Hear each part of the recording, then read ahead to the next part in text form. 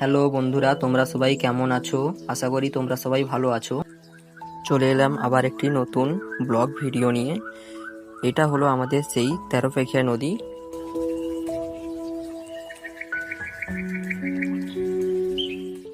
দেখতে থাকো মিন কিরকম ধরা হচ্ছে নদীতে। দেখুন কাকিমারা মিন ধরতে এসছে এবং সামনে নৌকো যাচ্ছে এবং যে নৌকোগুলো সার্ভিসিং হয় সেগুলো এখানেই থাকে। গ্রীষ্মেতে সার্ভিসিং হয়, বর্ষা নৌকোতে জোয়ার এলে আবার নৌকোগুলো ছেড়ে নিয়ে যাওয়া হয়। একটা অপরূপ দৃশ্য যা মনের কোঠরে জায়গা করে নেয়।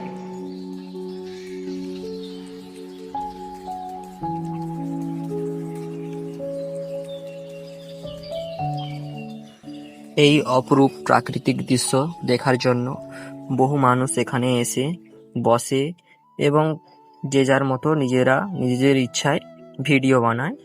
তো আমরাও আর দেরি না করে চলে এলাম সেই অপরূপ দৃশ্য দেখার জন্য।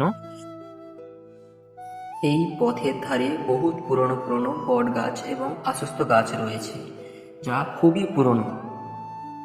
যে সকল পথচলতি যাত্রীরা যাওয়ার সময় ক্লান্ত হয়ে পড়ে, তারা এই গাছের তলায় বসেই বিশ্রাম নেয় এবং অনেক মানুষ এসে এখানেই বসে খোলা হাওয়ায় এবং প্রাকৃতিক সৌন্দর্য উপভোগ করার জন্য।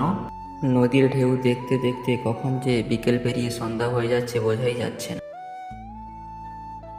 গ্রামের প্রাকৃতিক সৌন্দর্যটা যে কতটা মধুর তা অবশ্য বলে বোঝানো যাবে না, যদি না আমরা ওটার উপর ধ্যান দিই। গ্রামের মানুষরা খুব একটা গুরুত্ব না দিলেও যারা ইট পাথরের প্রাচুর্যে রয়েছে, ওরা বুঝে গ্রামের মর্যাদাটা কীরকম বা কীরকম গ্রামের অনুভূতি। বট গাছের ঝুড়ি দেখে ছোটবেলার কথা মনে পড়ে যায়, তাই আমরা টান দিয়ে দেখি কিন্তু ছিঁড়ে যায়।